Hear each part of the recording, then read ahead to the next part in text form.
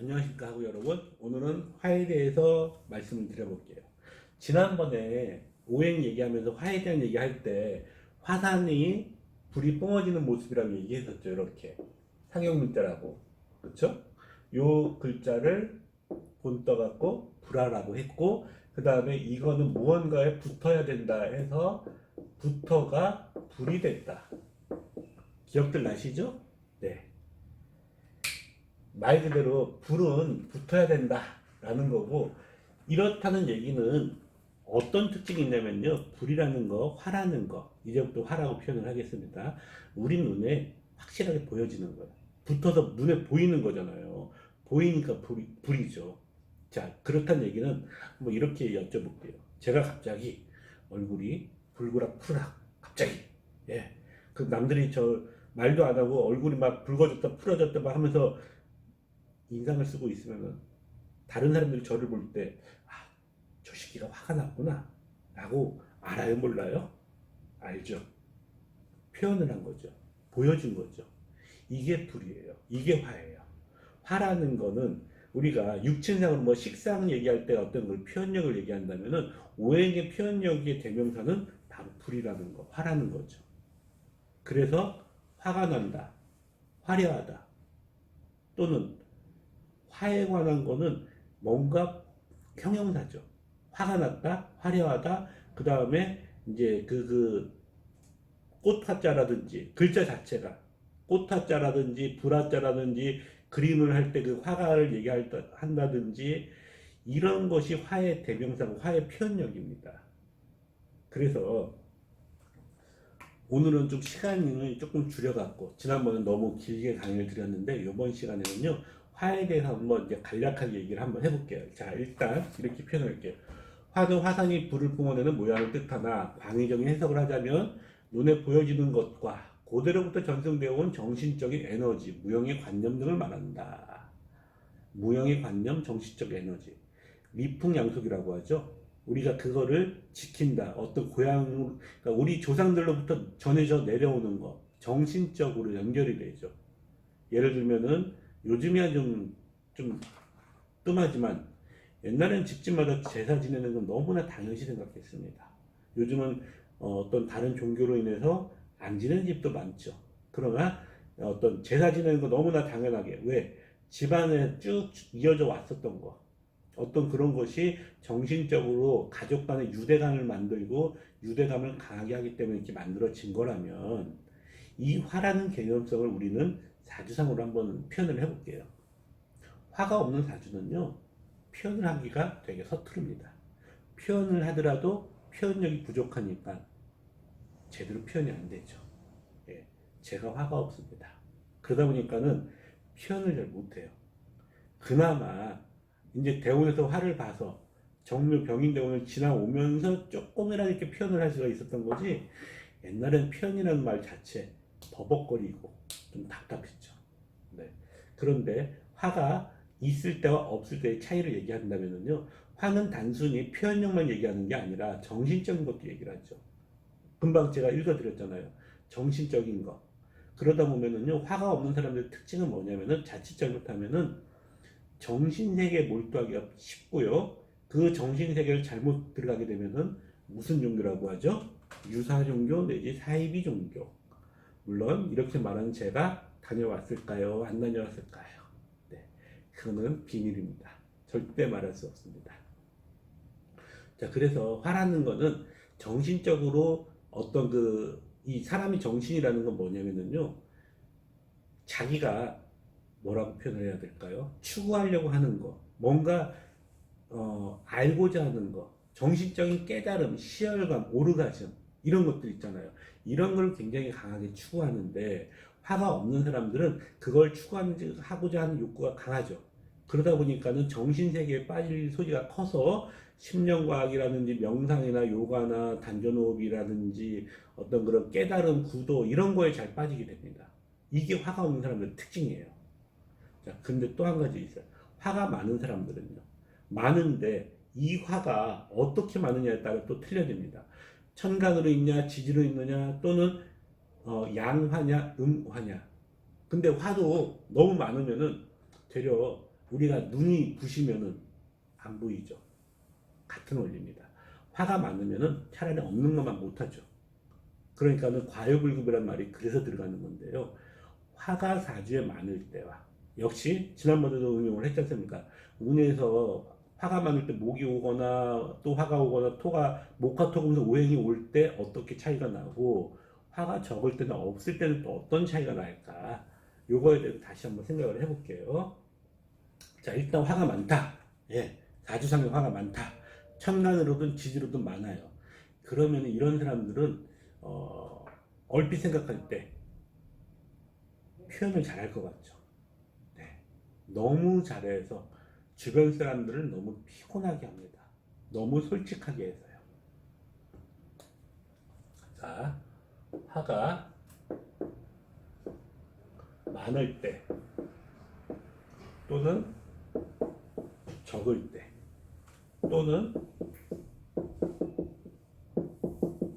이렇게 없을 때 좀 일목요연해 보이죠? 네. 지난번에 어떤 학우님이 일목요연하게 정리 좀 해달라고 해서 이렇게 한번 써봤습니다. 네. 근데 역시 글씨는 못 쓰는 거 어쩔 수가 없습니다. 네. 자, 화가 많을 때 그렇다는 얘기는 천간지지는 화가 많죠. 상대적으로 화가 많다는 얘기는 뭐의 기운이 소모가 클까요? 당연히 화가 많으면 목의 기운이 힘을 못 쓰겠죠. 목생활 해줘야 되니까. 자식이 많으면 부모의 등골이 빨리잖아요. 같은 원리겠죠. 화가 많으면 목의 기운은 약해집니다. 너무나 당연한 얘기죠. 그 다음에 화가 많을 때 또 화가 왔다. 이렇게 목이 많을 때 목이 온 거하고 거의 흡사하죠. 이러면은요 정신적으로 되게 헷갈려요. 갈등을 느낄 수가 있고요. 정신적인 문제가 생길 수도 있습니다. 화가 많으면은 좋은 게 아니라 되려 우울증이나 정신적인 문제가 생겨요. 반드시. 화가 많으면은 이것도 역시 마찬가지 얘기고요. 화가 많을 때 토는요. 예를 들면은 땅이 탄다는 얘기 들어보셨죠? 네. 한여름에 물이 그러니까 너무 가물면 어떻게 해요? 땅이 쫙쫙 갈라지죠. 그런 땅을 쓸모 있는 땅이라고 합니까? 없는 땅이라고 합니까? 너무 당연한 얘기를 여쭤봤죠? 쓸모없는 땅이죠. 화가 많으면은요, 토라는 거는 갈라져 갖고 힘을 못 써요. 그러니까 토가 갈라지면 쓸모가 없어지듯이. 그래서 이거 역시 좋지가 않죠. 자, 화가 강할 때 금이 들어왔다. 네, 잠깐 지우고요.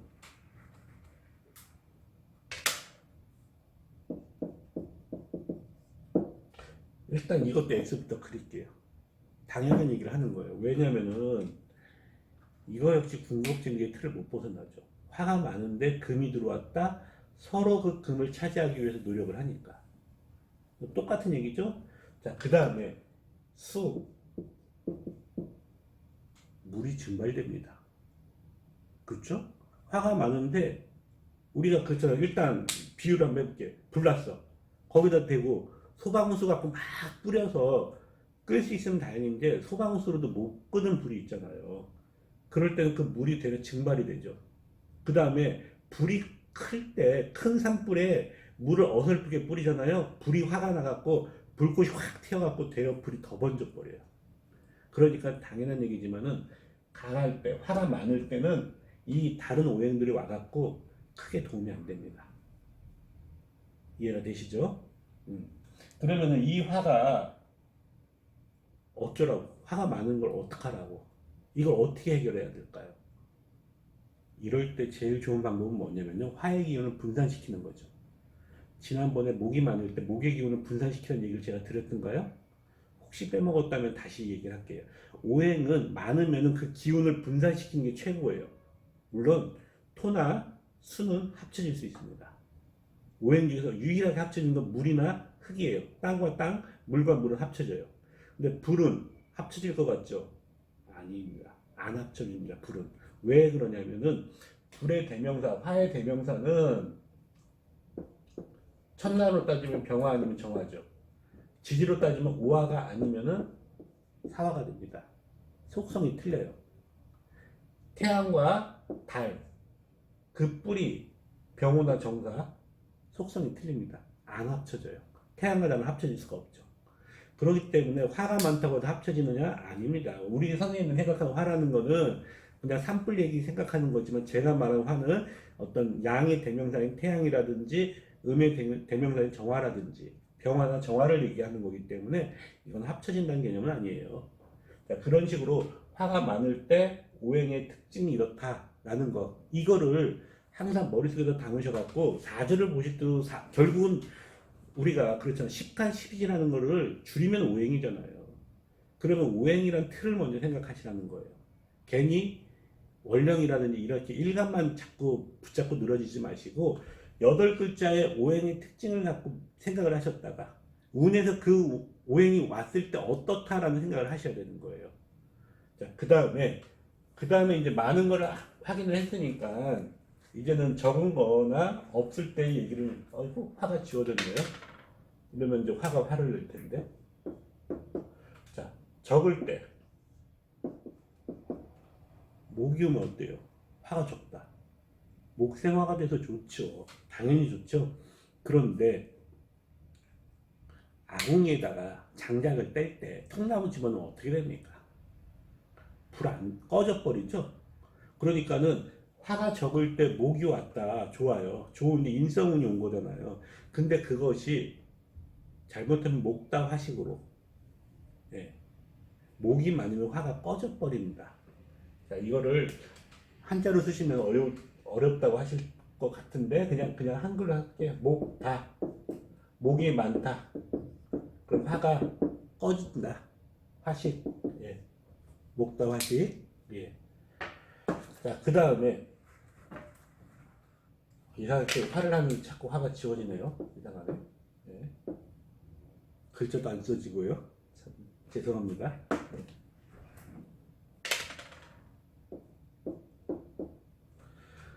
자, 목이 적을 때, 죄송합니다. 화가 적을 때, 목이 왔을 때, 이 목의 크기에 따라서 이 불이 꺼지기도 하고, 불이 활활 잘 타기도 하겠죠. 네.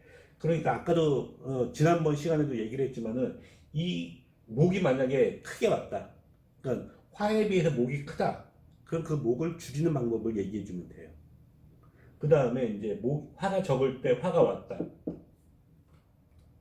좋을 것 같죠? 그렇지 않습니다. 예. 화가 적을 때 화가 와갖고 좋을 것 같다. 직장 생활을 할 때라든지 이럴 때는 좋을 수가 있어요. 그런데 잘못하면은요, 내가 힘이 없어서 내 친구를 데리고 왔어요. 그 친구가 정말 나를 순수하게 도와주면 되지만은 힘의 논리라는 그렇지 않잖아요. 예를 들면은 내가 좋아하는 여자가 있어. 근데 그 여자를 어떻게 잘하고 그 여자랑 잘 되고 싶어갖고 친구를 빌려와서 친구의 어떤 능력이나 힘을 이용하려고 했더니 그 여자가 친구랑 사귀는 거. 소위 말해서 화가 적을 때 화가 오면은 동업이나 공동 투자를 해갖고 뭔가 더 크게 해보려고 했다가 쫄딱 말하는 경우죠. 그 화가 적거나 많든 화가 화를 볼 때 좋을 때는요 조직 안에 있을 때만 좋아요. 직장 생활 할 때만. 그래서 이 화라는 거는 조직 생활 할 때, 이럴 때는 화가 화를 보면은 오케이.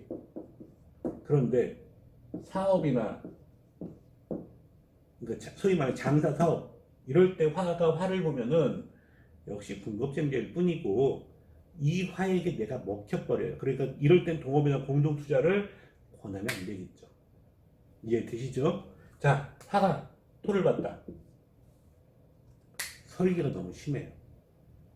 무슨 말인지 아시죠? 설기가 심하다는 얘기는 내 기운이 계속 빠져나가요. 그렇기 때문에 이건 좋을 게 하나도 없어요. 그러니까는 특히나 화가 토를 볼 때 그 토가 너무 많은 토다. 그러면 너무 많은 기운이 설기돼서 내가 기진맥진이 되는 꼴이 되는 거고요. 그 다음에 물론 이제 화가 적을 때 토가 적게 오거나 했을 때는 이때는 또 괜찮아지겠지. 이 뭐 뻔한 내용이잖아요. 이런 건 빼고 그런 얘기를 하자는 게 아니라 일단 기운이 빠진다. 그러면은 이걸 또 응용한다면 이렇게도 얘기할 수 있죠. 화가 적을 때 토가 왔어. 그럴 때는 모군이 오면 좋겠죠. 아니면 목에 관련된 일을 한다든지 뭐 이런 식으로 오행은 조합이에요. 나중에 다시 한번 오행의 상생 상극에서 또 얘기를 할게요. 왜 제가 오행 얘기를 자꾸 집어드냐면은 오행에 대한 이론이 없으면은 물상은 포기하세요. 오행을 모르는 사람들은 물상을 절대 알 수 없습니다. 아무리 물상에 대한 얘기를 잘 가르치시는 분을 만난다 하더라도 안 됩니다. 오행이 기본이거든요. 자, 화가 금을 봤다. 물론 적을 때입니다. 그러면은 금도 적게 와야죠. 당연한 얘기잖아. 화가 적을 때 금도 적게 와야죠. 아니면 금이 많이 왔으면 그 금을 역시 줄여야죠. 사이즈를. 내가 먹기 편하게, 내가 먹기 좋게끔. 그게 화가 금을 봤을 때. 예. 결국 무슨 얘기냐? 내가 작은데 금이 커요. 그러면 내가 혼자 못 녹이죠. 그럼 또 어떤 짓을 하냐면은 반드시 다른 화를 데리고 오려고 해요. 그게 사람 심리예요. 그러다 보면 어떻게 돼요? 데리고 온 화에게 내 금을 뺏길 수도 있죠. 그렇기 때문에 화가 내가 약할 때 금을 본다? 좋을 게 아니죠. 이럴 때 뭐라고 하냐면요. 제다신약이라고 합니다. 네. 그 다음에 화가 약한데 술을 봤다. 좋을까요? 나쁠까요? 당연한 얘기겠지만은 잘못하면 내가 노이로제가 걸려요. 무슨 얘기냐면요. 내가 화가 약한데 수라는 관이 왔잖아요. 그럼 내가 수의 말을 들어야 돼요? 안 들어야 돼요? 들어야 돼요. 그러다 보니까 수의 말을 듣다 보니까 내가 신경성 노이로제에 걸리듯이. 예. 그래서 화가 적을 때는 수라는 글자가 와갖고 득이 된다 안 된다? 별로 득이 안 됩니다. 되려 수극화로 인해서 내가 어떤 득을 당할지 모른다는 이런 이 단점이 생기는 거죠. 그래서 이번 시간에는요 화가 적을 때 아까 처음에 많을 때와 적을 때 얘기했잖아요. 그럴 때 오행이 어떤 역할을 하는가에 대해서 공부를 한번 해봤습니다. 자, 지난번에 목에 대해서 하고 이번에 화에 대해서 얘기했죠. 자, 근데 또 사족을 붙이자면은 이 목과 화는 세트예요. 소위 말해서 목이 화를 밝게 만들죠. 이걸 목화통명이라고 합니다. 목은 반드시 화를 봐야지 꽃이 펴야지 쓸모가 있듯이 화도 마찬가지입니다. 화도 목이라는 매개물이 있어야지 붙는다고 했죠. 불은 붙어야 된다고 얘기 드렸죠. 그래서 붙은 게 뭐예요? 나무에 붙어야지 불이 타잖아요. 탈 매개물. 목과 화는 세트다. 여기까지. 자, 그래서 다음 시간에는 이제 토에 대해서 강의를 하겠습니다. 자, 하고 여러분 수고하셨습니다.